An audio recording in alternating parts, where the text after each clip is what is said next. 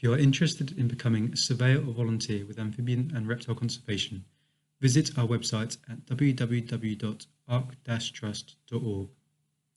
Today we will be going over how to download, fill out and submit a National Reptile Survey form for the National Reptile Survey using Survey 123. Visit our YouTube channel or click the link in the description of this video to watch a short video on how to download ArcGIS Survey 123 to your device. Before filling out any survey, you will need to have provided the site details to the National Reptile Survey Coordinator and have obtained your site code from them. For the following tutorial, we recommend you sign into Survey 123 with your ArcGIS account using the login details provided to you by Amphibian and Reptile Conservation. Once signed in, you can download the National Reptile Survey form to your account. Make sure to have all necessary survey forms downloaded before visiting your survey site and attempting to use the forms on a mobile device in the field, as they require internet access to download and update. To download the form, firstly click on your profile icon in the top right corner of your screen. From the menu that appears, select Download Surveys. A list of forms you have access to will appear. Download the one titled National Reptile Survey by clicking the download button next to its title. This page is also where you can update your surveys by clicking the circular arrows button next to the form title. Please update your downloaded survey forms before your surveys, as updates require internet access and you may not be able to use the form without updating it. Updates also help to optimize the forms. Once downloaded or updated, you can then return to the home page by clicking the back arrow.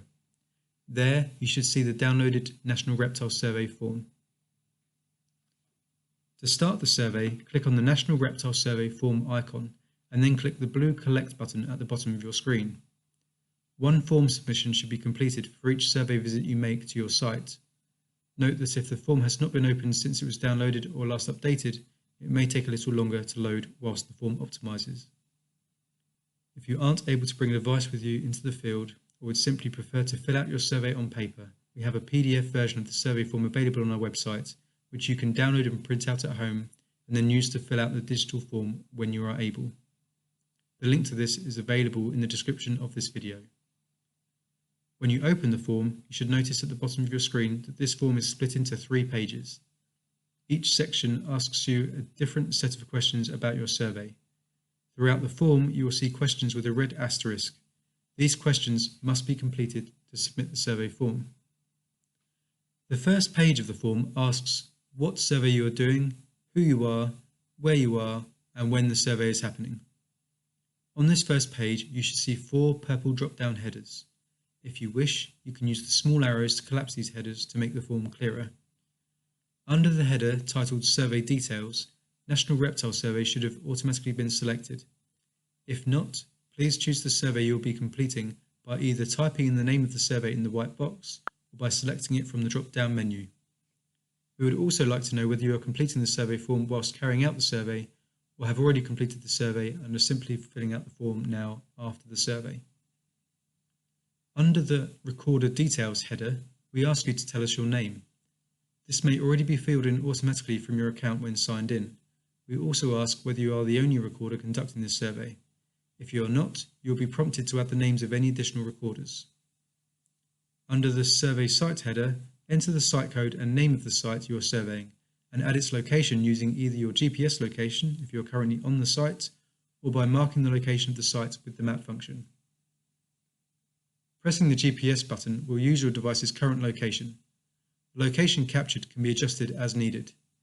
If you have your location disabled or are no longer physically at the site, you'll need to use the map option instead.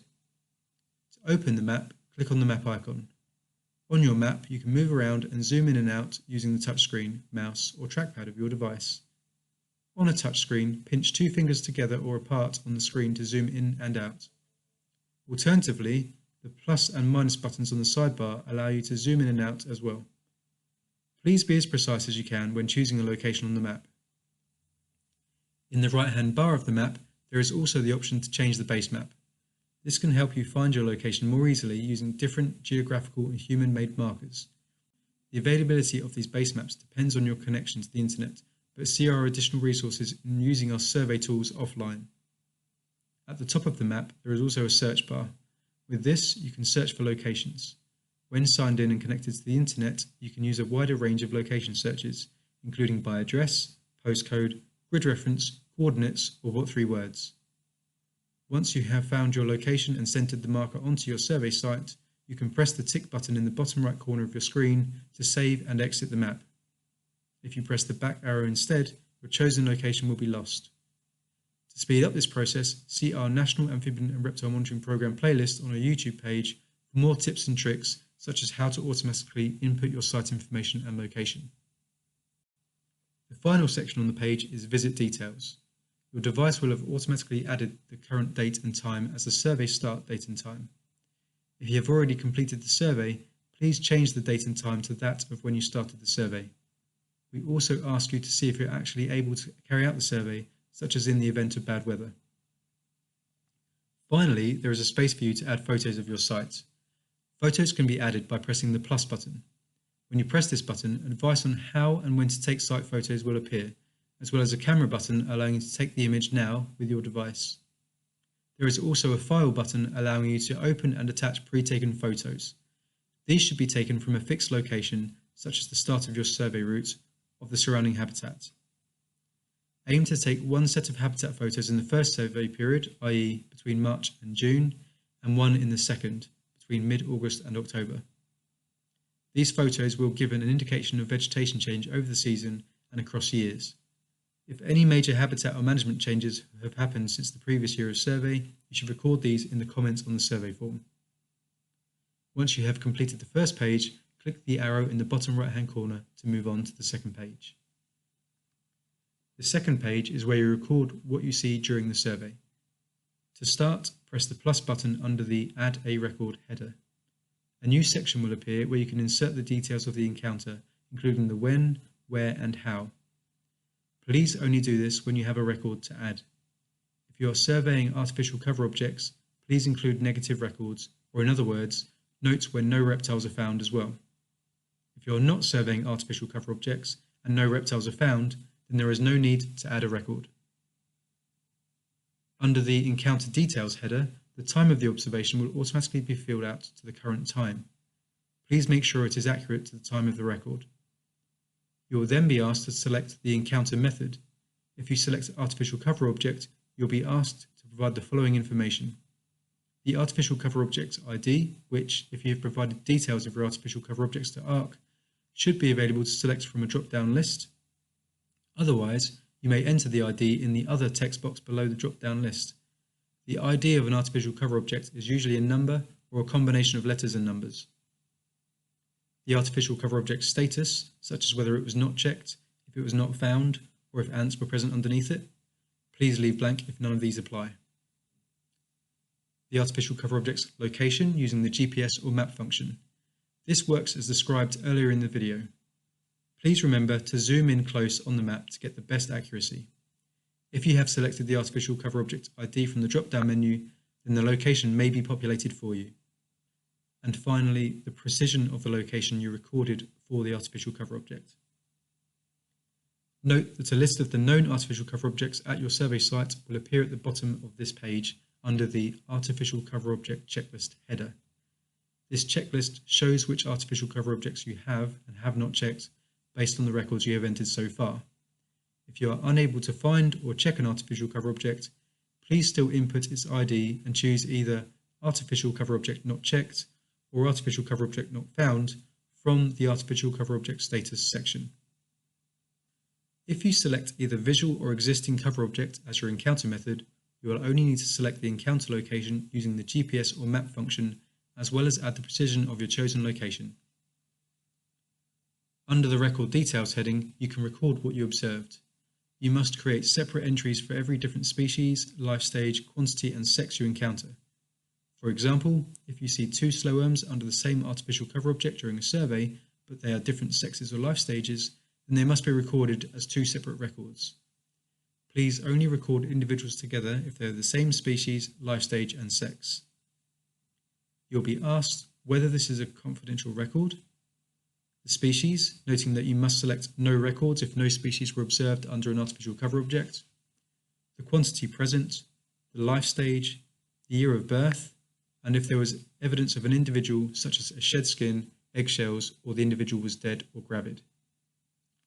You may then add information on the location of the individuals observed and any photos you may have taken for verification purposes.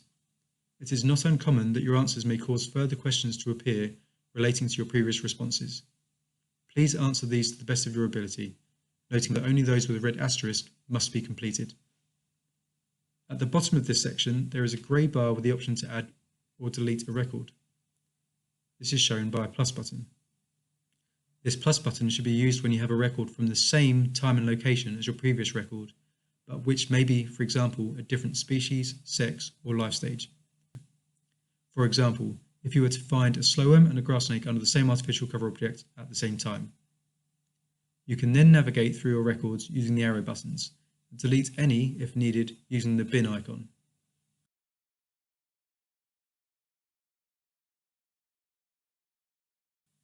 Under the Record Weather header, you also have the option to record the weather conditions during the encounter, including the percentage of cloud cover, amount of rainfall, amount of wind, and the air temperature.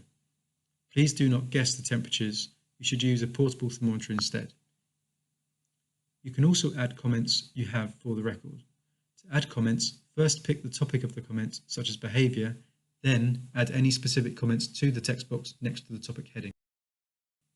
You can select as many comment topics as you like.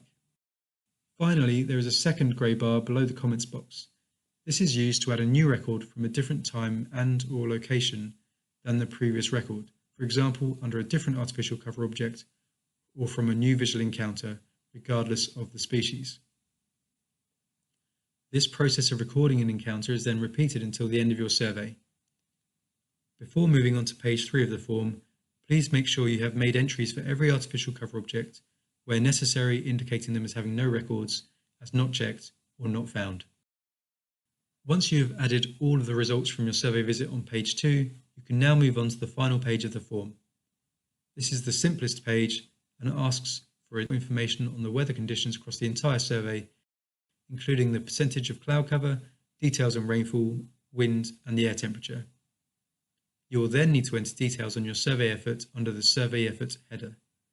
Enter the recording methods used during your survey, the survey end date and time, total time spent surveying minus any breaks, and total travel time to and from the site. Note that the survey start date and time will show the values you entered on page 1 of the form and is just displayed as a reference. The survey end date and time and total time spent surveying will be automatically calculated, so correct these as needed. Finally, please indicate if you have recorded all reptiles observed on the survey and enter any final additional comments you may have. If you are connected to the internet and have completed all questions with a red asterisk, you can click the tick mark in the bottom right hand corner of the screen and click Send Now on the menu that appears. If you want to continue working on the survey form, you can click Continue this survey. If you aren't connected to the internet or simply want to save the form to work on or send off later, you can click Save in Outbox. Note that at any time using the form, you can click on the X in the top left-hand corner of the screen and select Save in Drafts to save your form entry so far. You can then access it later in your drafts folder. You have now successfully entered the details from a National Reptile Survey visit. Well done, and thank you for helping ARC to expand our data on reptile populations in the UK. Thank you for watching this tutorial provided by Amphibian and Reptile Conservation. To find more videos, including additional tutorials on Survey 123 and field maps, podcasts, educational lessons and more, visit our YouTube page. And to find out more about our work with the UK's amphibian reptile species, visit our website at www.arc-trust.org.